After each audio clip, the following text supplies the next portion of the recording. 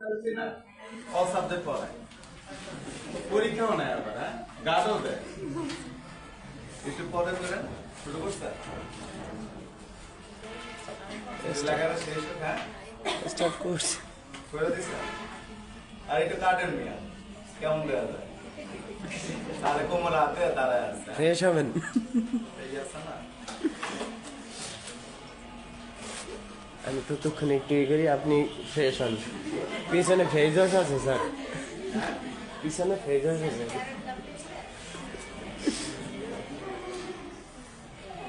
শেষ লেখা। এই চিরুনটা কি দিচ্ছে বলেন তো? দোকানদারের কাছ থেকে। হ্যাঁ দেখেন, রবার্ট ফ্রস্ট। হ্যাঁ এটা এনএসআই নাম শুনছে? এনএসআই, হ্যাঁ ন্যাশনাল সিকিউরিটি ইন্টেলিজেন্স, যেটা হ্যাঁ এনএসআই পরীক্ষায় আপনার হচ্ছে যে জুনিয়র ফিল্ড অফিসার আছে না, ফিল্ড অফিসার 10ম গ্রেড, এইটাতে আসলে আমেরিকান অথার কে ছিল, নিচের কে হচ্ছে আমেরিকান অথার, এই হচ্ছে কে রবার্ট ফ্রস্ট। ঠিক আছে, উনি শেষ জীবনে এসে সাকসেস জিনিসটা কি শেষ জীবনে এসে উনি পান, চেষ্টা করতে করতে করতে করতে বুড়ো বয়সে কি হয় সাকসেস হন। উনি একটা মেসেজ দিয়ে গেছে, সাকসেসের কোনো রোড ম্যাপ নেই, আপনি যেখান থেকে শুরু করবেন আপনি ওইখান থেকে আবার কি সাকসেস হইতে পারবেন না। যে মাঝখানে বললেন না যে স্যার চাকরির বয়স আসলে না থাকাই ভালো, কি কারা কারা জানি বললেন, তার মানে কি ওনাদের তো কোনো বয়স ছিল না, বুড়ো বয়সে তারা সাকসেস হন, বুঝতে পারছেন? তারপরে সে কি করেন, 4বার পুলিৎজার প্রাইজ পান। পুলিৎজার কিসের উপর দেওয়া হয়? সাংবাদিকতা, বানানটা দেখেন, হ্যাঁ বানানটাও আসে, সাংবাদিকতা দেওয়া হয়। এই তো তার প্রথম যে কবিতা নাম কি, the road not taken, the road not taken.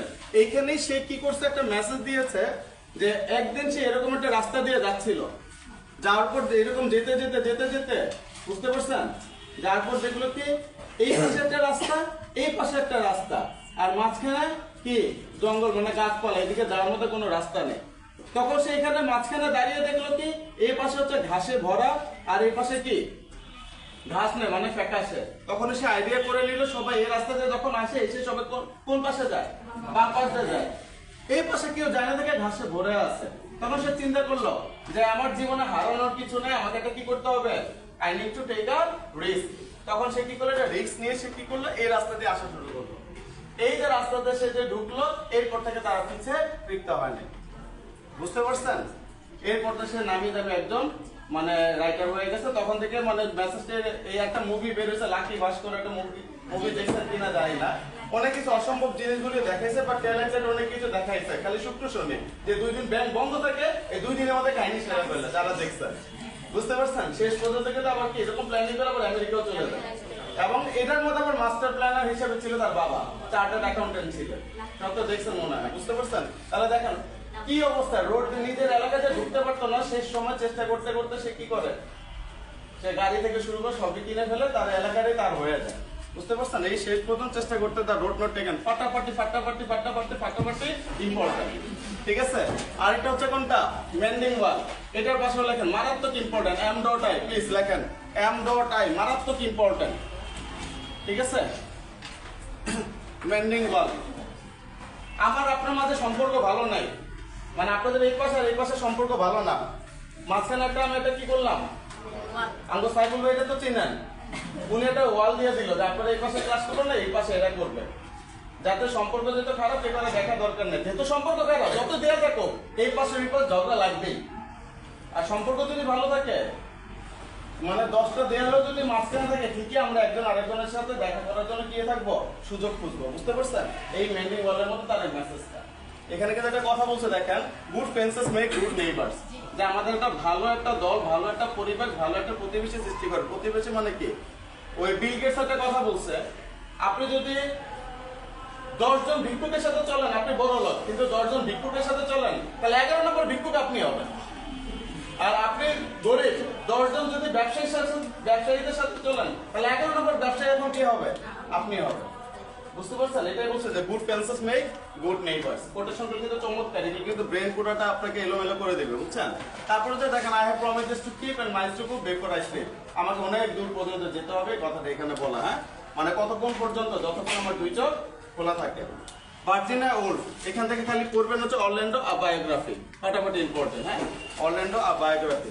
এই রবার্ট ফ্রস্টের পাশে লেখেন প্লিজ এ ডট আই, আজীবন ইম্পর্টেন্ট, রবার্ট ফ্রস্টের পাশে লেখেন, লিখছেন?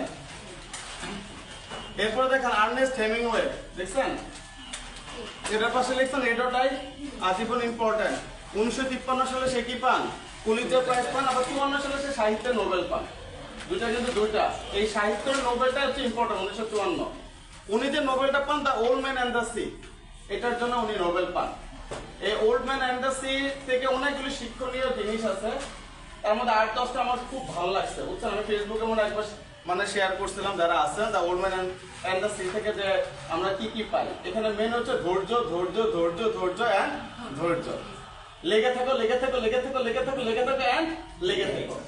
এখন দেখবেন যারা বড় হয়েছে না সবার কিন্তু এই দুইটা কথাই বেশি। উপরওয়ালার নাম নিয়ে লেগে থাকো, যেটা তুমি টার্গেট দিচ্ছ ওই টার্গেটে যাও। ফেলার হলে অন্য একটা প্ল্যানিং করো, কিন্তু ওইখান থেকে কি হয় না, মানে নড়াচড়া করো না, বুঝতে পারছেন। এই যে মেসেজটা উনি ওল্ড ম্যান অ্যান্ড সি এর মধ্যে দিয়েছেন। এটা সমুদ্রে যায় এক ভদ্রলোক, সবাই মাছ পায়, সেই মাছ পায় না। টার্গেট নিয়ে যত বড় মাছ নেবে এত পায় না, পায় না, পায় না, পায় না, এবং সবাই তাদের দিকে হাসাহাসি পর্যন্ত শুরু করে। সবাই পায় বোয়াল মাছ, এ পায় পুঁটি মাছ, তাও ঠিক মতো পায় না, ছুটে যায়।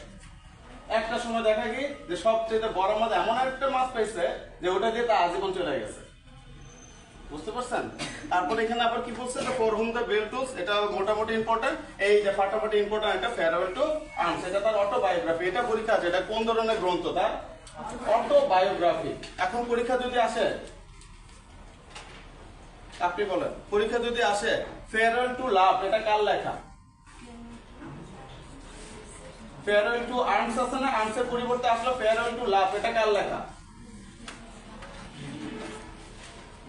জন ডান, কার লেখা? জন ডান। ফেয়ারওয়েল টু লাভ, এটার পাশে নিচে লেখেন ফেয়ারওয়েল টু, মানে ওই ফেয়ারওয়েল টু আর্মসের জায়গায় যদি লাভ থাকে তাহলে কি আসবে? এটা একটা কবিতা, হ্যাঁ, জন ডান, জন ডান, ঠিক আছে। ফেয়ারওয়েল টু আর্মসের জায়গায় যদি লাভ থাকে তাহলে কি আসবে?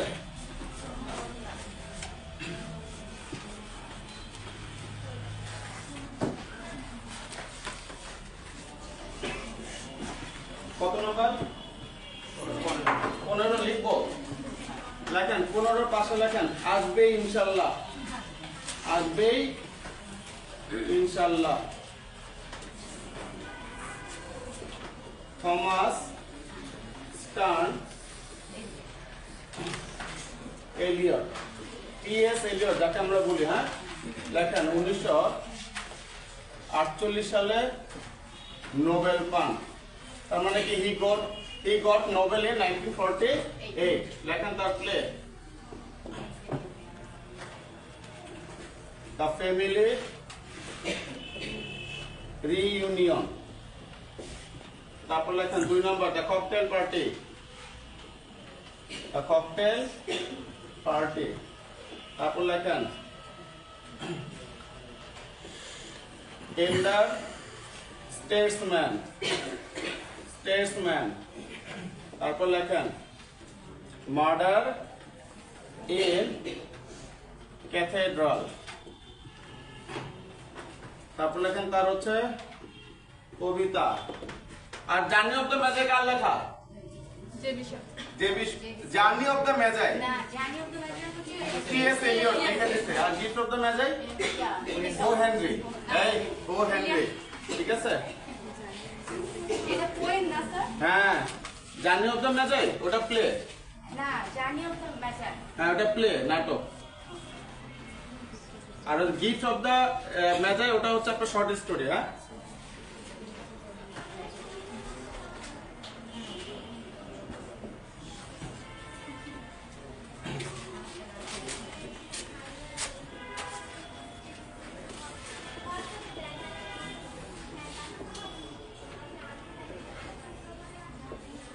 লেখেন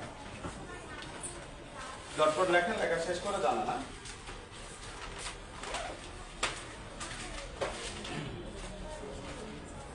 এখান থেকে ইনশাআল্লাহ আসবে। হ্যাঁ, টি.এস. এলিয়ট, এগুলো কখনো ভুলেন না ভাই। যেগুলি পাশে a.i লিখতেছে এগুলো কখনো ভুলেন না। a.i মানে কি? আজীবন ইম্পর্টেন্ট। আপনারা যতদিন বিসিএস দেবেন বা সরকারি চাকরি দেবেন আপনাদের জন্য তো ইম্পর্টেন্টই। ভবিষ্যতে আপনাদের যে ব্যাটারি আসবে সেই ব্যাটারিদের জন্য ইম্পর্টেন্ট। তারপর আপনাদের পেন্সিল ব্যাটারি আসবে, ব্যাটারি পেন্সিল ব্যাটারি, ওদের জন্য এগুলো ইম্পর্টেন্ট। এগুলো ভাই কখনো মুছবে না। দুনিয়া যতদিন থাকবে এদের নিয়ে পড়াশোনা রিসার্চ চলবে, বুঝতে পারছেন? 1948 সালে নোবেল পান কে? থমাস স্টার্নস এলিয়ট, যার শর্ট নাম আমরা কি বলি ভাই? টি.এস. এলিয়ট। হ্যাঁ, দেখেন family reunion, cocktail party, এল্ডার displacement, murder in cathedral, দেখছে? দেখা শেষ? শেষ হয় না? দেখেন মনে রাখবেন কিভাবে ফ্যামিলি রিইউনিয়ন কি আমাদের পরিবারে হয় না, গেট টুগেদার হয় না ভাই? তো এরকম একটা ফ্যামিলি, সবাই একটু বোর্ডে দেখায়, হ্যাঁ, একটা পরিবারের রিইউনিয়ন চলতেছে, সেই ফ্যামিলি রিইউনিয়নে কি মারা হইলো? ককটেল মারা হইলো, একটা প্রোগ্রামে ককটেল মারা হইলো, সেখানে যে এল্ডার মানে কি বড়রা কি হয়ে গেল? মারা হয়ে গেল।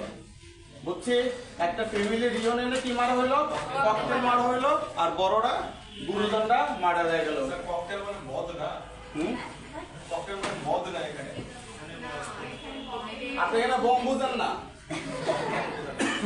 এখন একটা ফ্যামিলি রিউনিয়নে মদ মারা হলো, মদের সিটা নিতে সবে মারা গেল, এইভাবে তো ছন্দ মিলবে না, আমরা এটা ইয়া করলাম। আচ্ছা দেখেন জেরনসন ওয়েস্টল্যান্ড, এই ওয়েস্টল্যান্ড এটার পাশে লেখেন ভাই, আজীবন ইম্পর্টেন্ট তো লিখছে, তারপরে লেখেন এম ডট এ, মারাত্মক important. Wasteland, love song of J Alfred প্রুফক, এটার পাশেও লেখেন, মারাত্মক ইম্পর্টেন্ট, এগুলি ভুলা যাবে নয়কারে না। যারা ইংলিশে আছেন ভাই ভাই গেলে এই লাভ song of J Alfred প্রুফক, wasteland এগুলো নিয়ে কোশ্চেন করবেই।